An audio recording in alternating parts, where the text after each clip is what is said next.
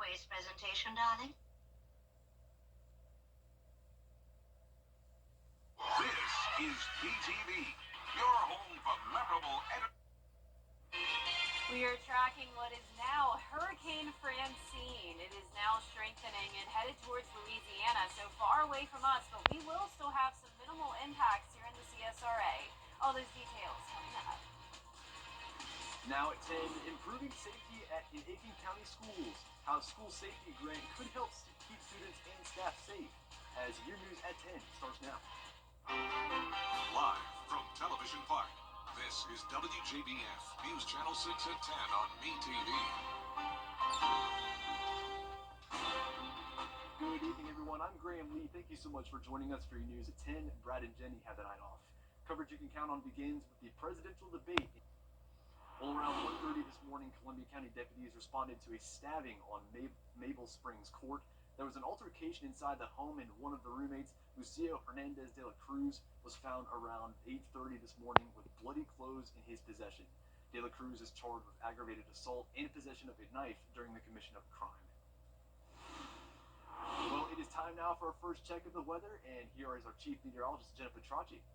Well, Graham, earlier today we had some very chilly temperatures. We were just talking about it. You actually felt like you needed a jacket when headed out the door, which is unusual for this time of the year. Temperatures were around 10 degrees below normal, but we warmed up nicely in the afternoon, and now it's still nice and dry, but we do have the high-level clouds that have taken over, all from Francine. Right now, you can see on our almanac, high of 87 today, so actually got kind of close to our average of 89. Low this morning, only 56 degrees, and of course, no rain anywhere in the CSRA. So we have some cloud cover, temperatures varying anywhere from the mid-60s to low 70s. 65 in Augusta, 70 in Barnwell, Bamberg also at 70, 68 in Louisville, Wrightsville at 70 degrees, and 71 in Lincolnton. These dew points are pretty low for this time of the year, so we definitely have a drier air mass still in effect across the area with high pressure overhead. You can see the higher dew points, though, in our southeastern counties as those clouds and moisture is moving in all from Francine. The winds are coming in from the east, pretty light, only up to around 6 miles per hour, but the winds will be increasing tomorrow. And here you can see it on satellite and radar, a lot of vast cloud cover, even as far east as South Carolina. There's the center of Francine, all the way off the coast of Texas, around Corpus Christi, Houston, and the outer rain bands impacting Louisiana, and as far east as parts of the Florida Panhandle. So Hurricane Francine is continuing to strengthen and will be making landfall tomorrow in Louisiana. For us, we'll have a nice dry morning. It will be mostly cloudy, though, and temperatures going down to around 61 by the 7 o'clock hour. So we will have very minimal impacts from Francine here in the CSRA, but it is taking over our weather pattern with the chances of rain starting on Thursday. I'll have all the details on that, but back to you, Graham. Jenna, thanks. If you're interested in becoming an educator, your time could be now. The Richmond County School System and other local programs are partnering to help you start your career. It's all thanks to a nearly $200,000 grant. Here's our Bria Smith with more. There are a lot of individuals with a heart for serving children, and they really want to invest in the community, but some of them have a barrier to getting that initial certification. Is that your last two things? The $180,000 in scholarships was donated by the ANGC Community Impact Fund at the Community Foundation for the CSRA. So it's a great way to fill the void of the teacher shortage, but also attract people who are experts in their field of study. The partnership offers two routes. Teachers can apply for a $2,000 scholarship to enroll in CSRA REIS's TAP program, or a $5,000 scholarship to pursue a master's degree at Augusta University's College of Education.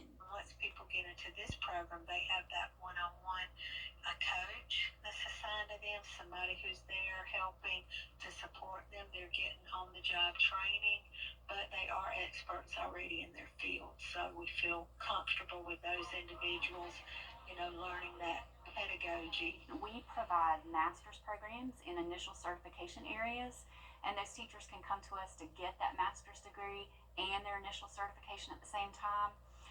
It's important because the children in the community really need high quality, strong teachers in the classroom every day. Scholarship recipients are required to work in the school system for at least 2 years after earning their certification. To learn more about that process, you can visit our website, WJBF.com. Well, the Aiken County School Board taking action tonight to improve safety in schools around the county. Still ahead, honoring people making a difference in the CSRA. We'll take you to today's Red Cross Heroes Breakfast after Jenna's forecast. It's going to be a cloudy and breezy Wednesday for us. Then light showers moving in on Thursday, possibly a few storms Friday and into the weekend, along with those temperatures below average. More details right after the break.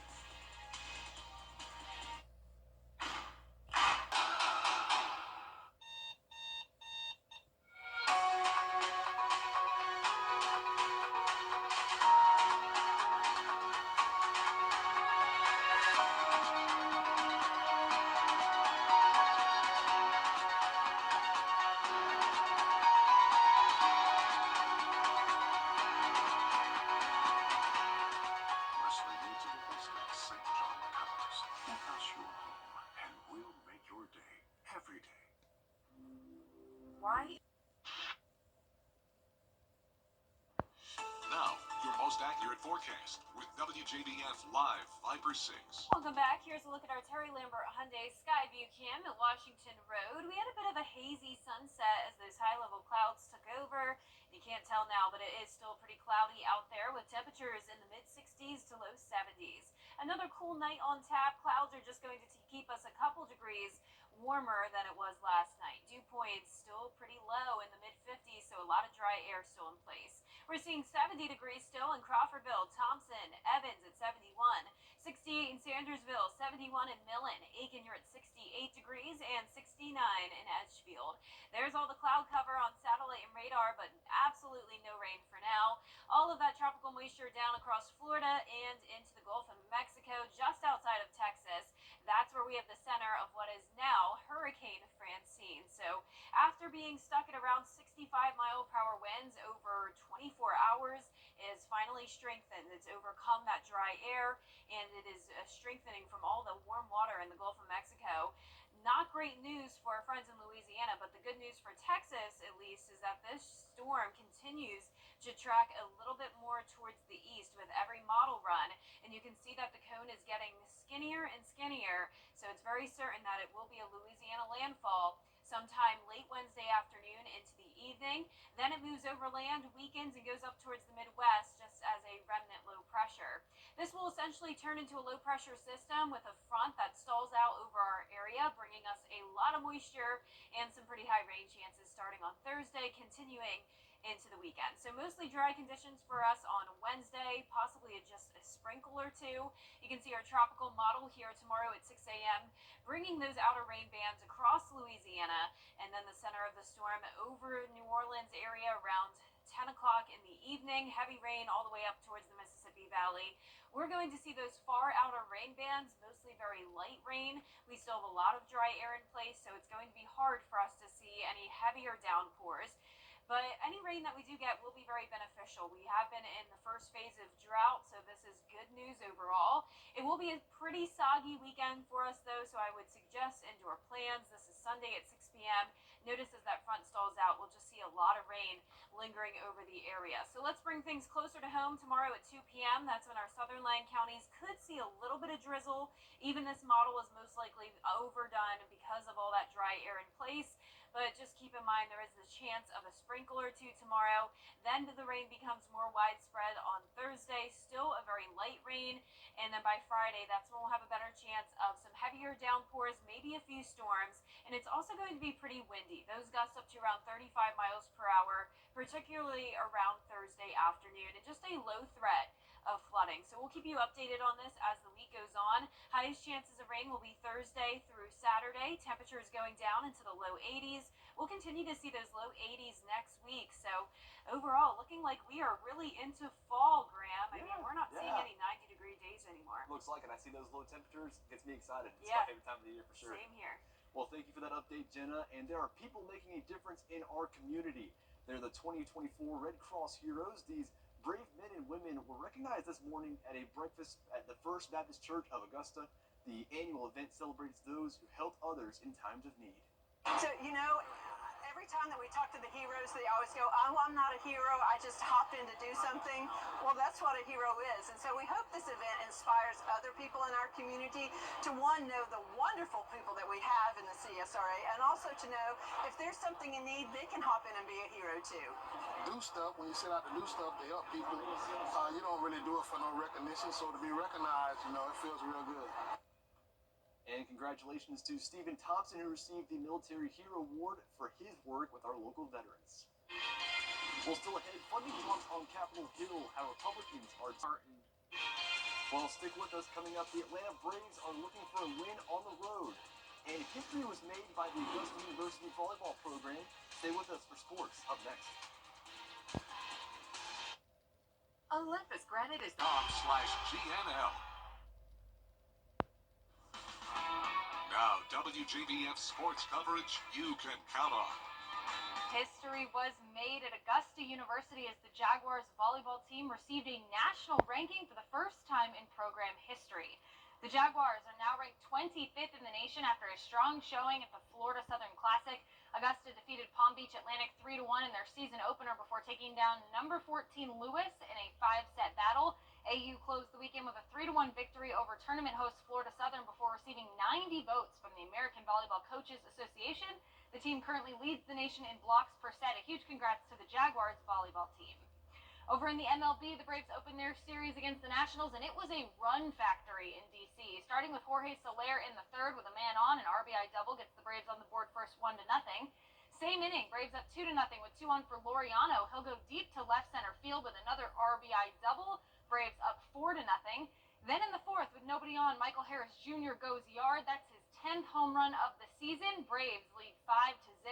Jumping ahead to the fifth, Braves up by 7. Nobody on for Orlando. That one's our see you later. Deep to right center field, 393 feet.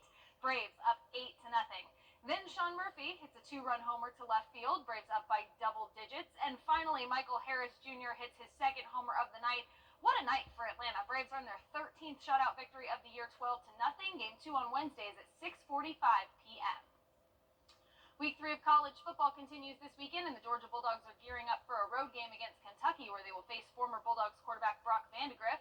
This is the first time head coach Kirby Smart will face a former QB, and he spoke to the media on Tuesday about what Brock meant to the Georgia program and what the difficult aspects are of playing in Lexington. It's a really tough place to play. When you go there, as you can see from every time we've played there, it's been really tough. So the environment they create is very good. They got great fans. They got a great stadium. They play really hard. They're well coached. That's what makes it tough. I have a lot of respect for Brock, his dad, his family. What Brock did for this university was awesome. He was a wonderful teammate, and we got to get ready for a really tough opponent. Kickoff between the Bulldogs and the Wildcats will be at 7:30 p.m. You can catch the game right here on WJBF as we continue our SEC coverage on ABC. Meanwhile, in Columbia, the Gamecocks are not only gearing up for their Week 3 matchup against LSU, but they'll also host ESPN's College Game Day for the first time in 10 years. Head coach Shane Beamer spoke to the media on Tuesday about the benefit of having College Game Day in town and the message he had for his team about how they earned it. Then Game Days announced that they're coming. That just created even more excitement with fans, recruits, our players. But yeah, I believe absolutely having those players, they watch that show and they know who those guys are, and they know that Reese Davis and Kirk Herbstreit and Lee Corso and Nick Saban and Pat McAfee are going to be here this week. Desmond Howard are going to be here this week as well, so they know who those guys are. That's a test. I told our players this morning, it's a testament to them and LSU that they want to come and be a part of this thing and get used to it. Kickoff between the Gamecocks and the Tigers is at noon on Saturday, also right here on ABC. And finally, it is time to vote for our Football Friday Night Player of the Week. This week's nominees are Wardlaw's Colt Bailey, Lakeside's Ty Jones, Thompson's Anthony Jeffrey, Westminster's Levi Murphy, and Blackville Hilda's Samari Williams. The poll is on WJBF.com. You can vote once a day until Friday at 11 p.m. The winner will be announced during our Football Friday Night show, so be sure to get your vote in as we pick our Football Friday Night Player of the Week. That does it for sports. I'm a registered nurse in the Augusta. 39 Gordon Highway, Augusta, Georgia. And last but not least, the Times Square Alliance is bringing back the Taste of Times Square Festival. Its goal is to celebrate diverse food and live entertainment from all the crossroads of the world. Corey McGinnis has the highlights from this cultural event. The Times Square Alliance is reviving its popular Taste of Times Square event.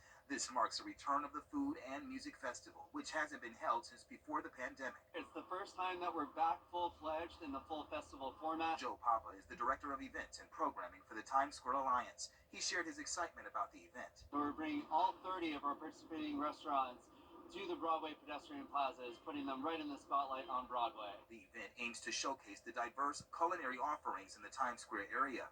Papa emphasized the importance of the festival. We have so many diverse offerings throughout the Times Square district, and it's a great chance to try something new. We have over 10 new restaurants that have opened since the pandemic. Several participating restaurants, including Havana Central, which specializes in Cuban cuisine, will be featured at the event. When you walk into our restaurant, you're not walking through the doors of just another restaurant. You're walking into an all-immersive experience. Attendees are expected to enjoy a variety of dishes at affordable prices under $10. The event will use a convenient wristband system for purchases. So everybody will get an event wristband, and that you can link your credit or debit card directly to the wristband. So the wristband will be all you need once you register with us to go to each individual restaurant and pay for your food. And in addition to the culinary delights, the festival will feature a diverse range of live performances.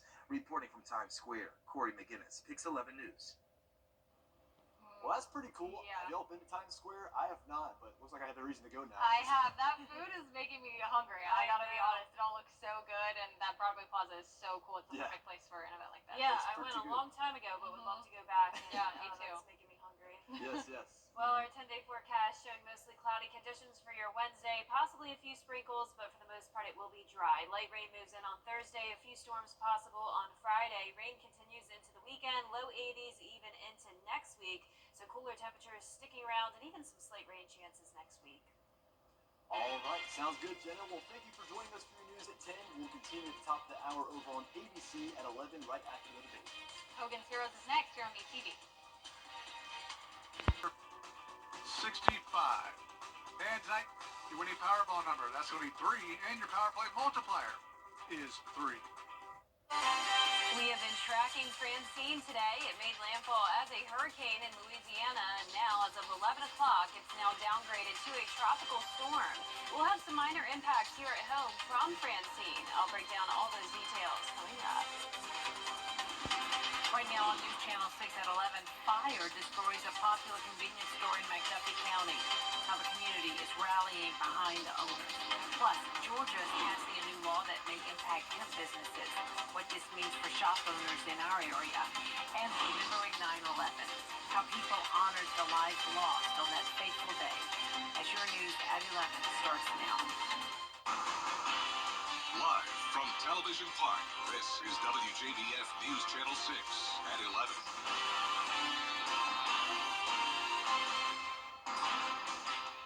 Good evening, everyone. I'm Jenny Montgomery. Thank you for joining us.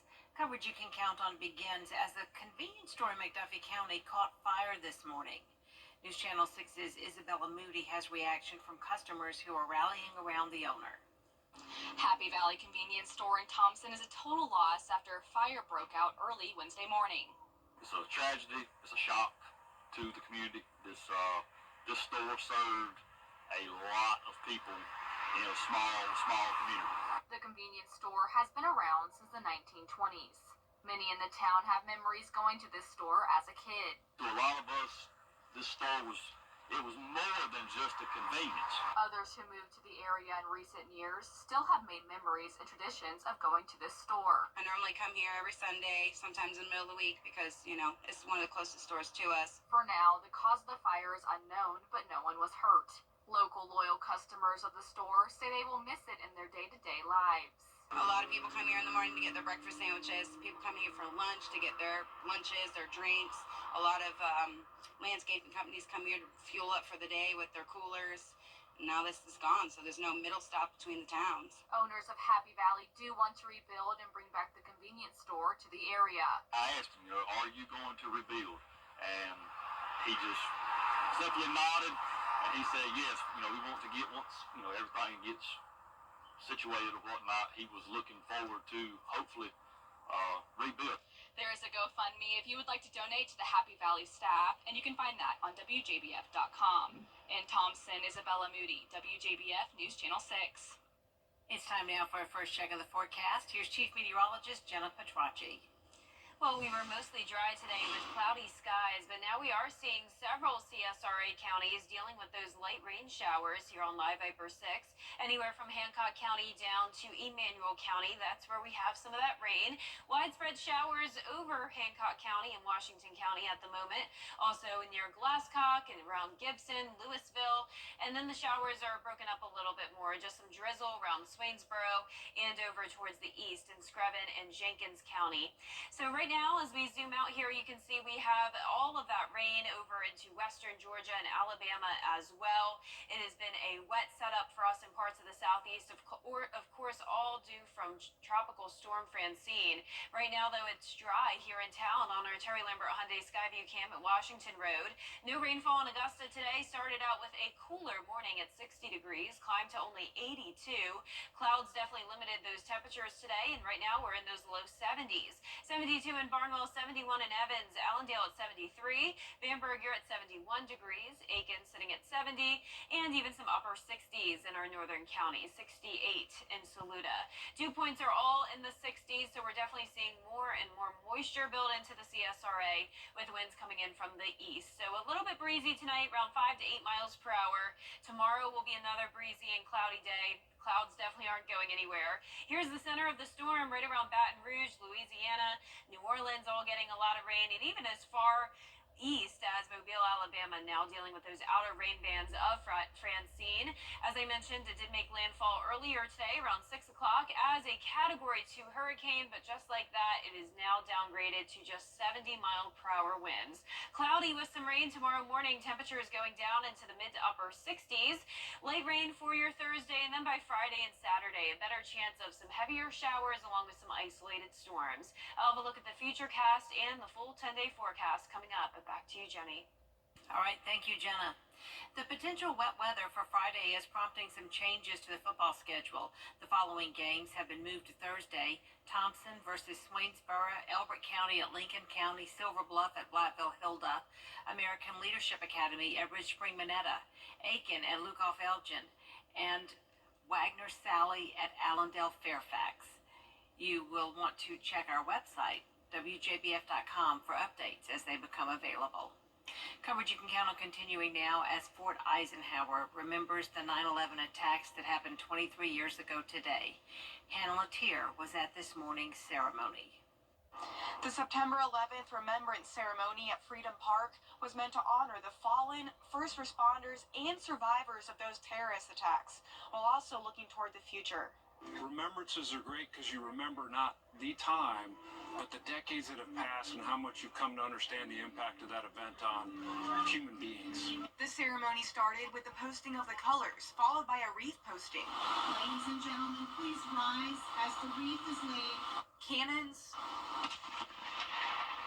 and sirens signified the times of each plane crash. When the first cannon fired and then the sirens wailed, and it all came together in my mind. What were we representing? A crash into a building and the first response. And it sparked something in me. For the Post's Director of Emergency Services, the event hits close to home. My high school was in the shadow of the World Trade Center, and it definitely led me to think about serving my country. You know, as a New Yorker, as a law enforcement officer, and as a soldier, this day means a lot to the men and women I serve with.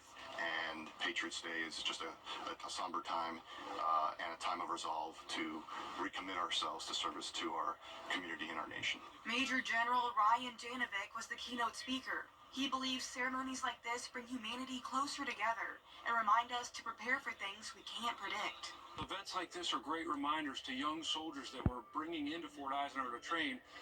You don't know when we're going to need you to be ready, so use all the time you have available. Soak up the skills, the knowledge, and the acumen that we demand so that you are ready.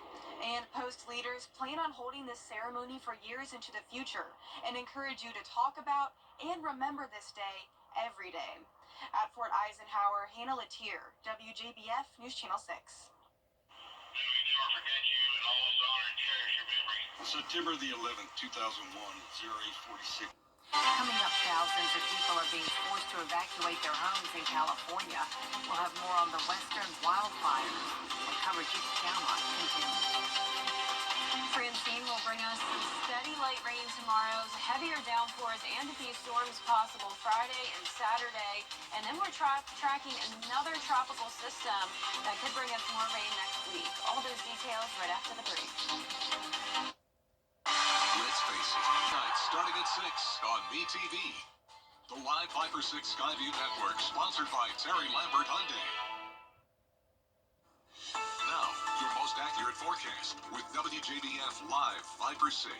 Welcome back. Southwest and just western Georgia has been dealing with a lot of rain today, mostly steady light rainfall, but we did have a couple heavier downpours you can see there, and that led to flash flooding already from Francine, and this is just the beginning of a lot of rain headed towards Georgia. Luckily for us, this is well to the southwest of us.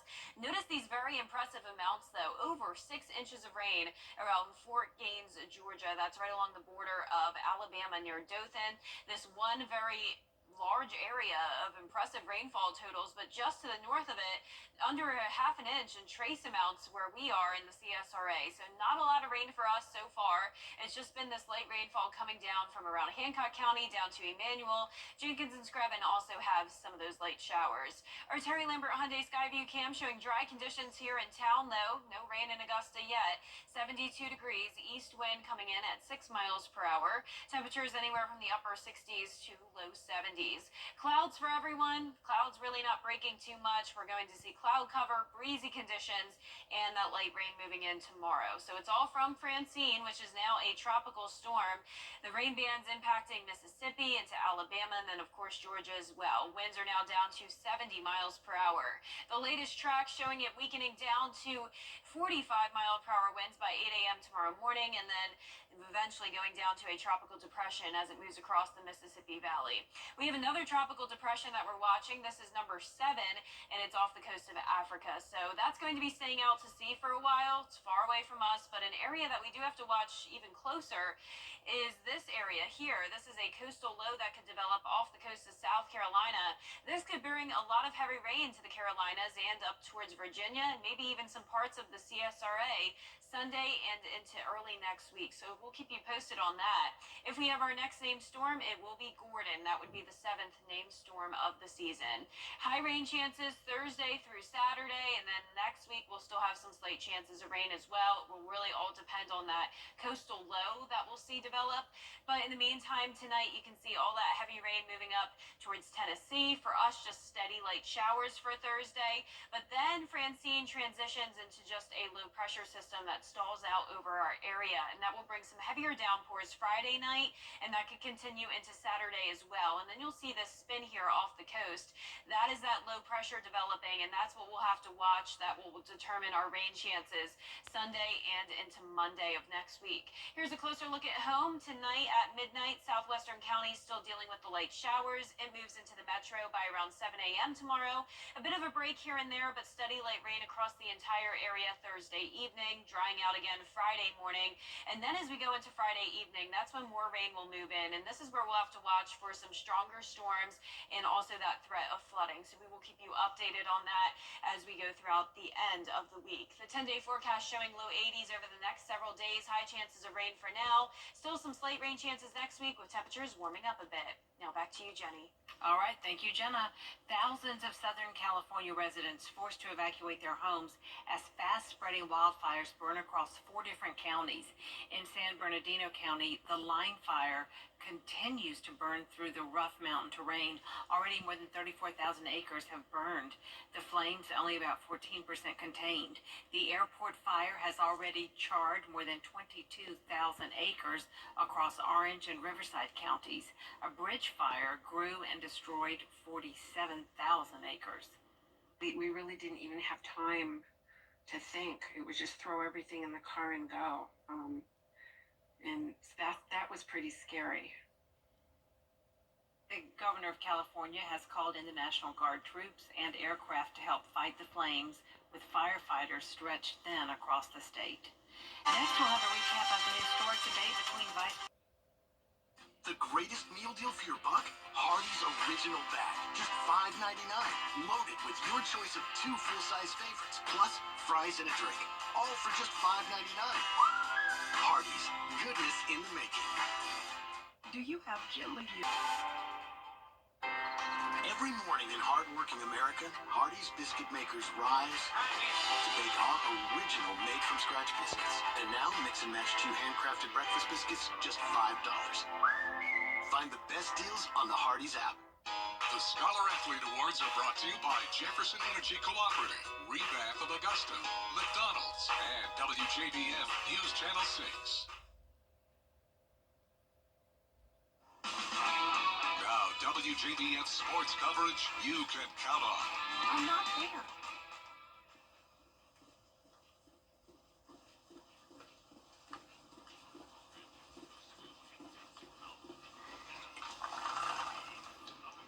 Every week we honor a different scholar athlete from around the area. This week is Evans High School's Ren Chochol.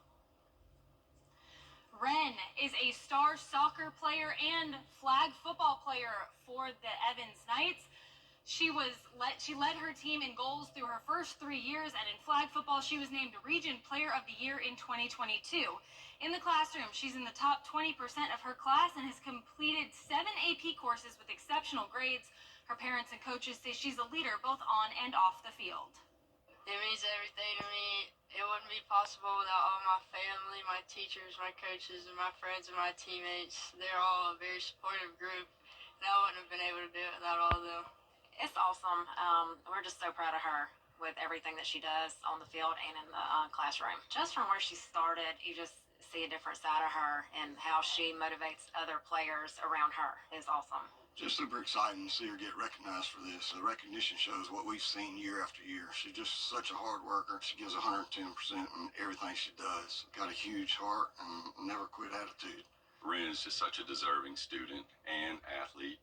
So seeing her receive this award, it makes all the coaches excited, makes her family excited, and her peers also appreciate that she's getting honored for all of her achievements. Even going back to her freshman year, people always admired her attributes, and she was always special. And so you always knew she was going to develop into a phenomenal young lady, athlete, and scholar. Ren hasn't quite decided on a college yet, but she plans to study nursing and says she loves helping people. A huge congrats to Ren Chochol and her family. Well, now it's time to vote for our Football Friday Night Player of the Week. On your screen there are this week's nominees. The poll is on WJBF.com. You can vote once a day until Friday at 11 p.m. The winner will be announced during our FFN show.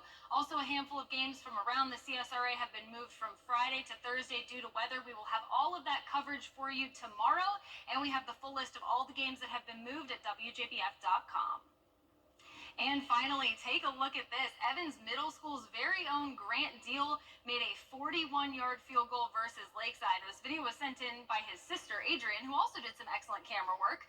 Way to go, Grant. We know we'll be talking about you in just a few years on Football Friday Night. That does it for sports. We'll be right back. Of course, BrandsMart US's. Finally tonight, yoga makes you twist and turn your body. So what better teacher than a snake? LXR Yoga in California offers hour-long sessions where participants who are brave enough can have ball pythons, I hate to say it, slither up and down their bodies. No. That image as you go off to sleep tonight. Studio owners say they created this snake yoga to help people overcome their fear of snakes while practicing the mindfulness and breathing techniques of yoga. I feel like it would be hard for me to do Not yoga for with a me. snake while I'm Not having for a me. panic attack. You know, I would do it. Hot You're take, brave. I would do it. Hot take. You're You're braver than us, that's for sure. Our 10-day forecast showing the chance of light rain tomorrow, heavier downpours and storms Friday and Saturday. Temperatures topping off in the low 80s through the weekend. That is our report for now. Thank you so much for joining us tonight. Mary and Barkley will be here at 4:30 for Good Morning Augusta. Good night.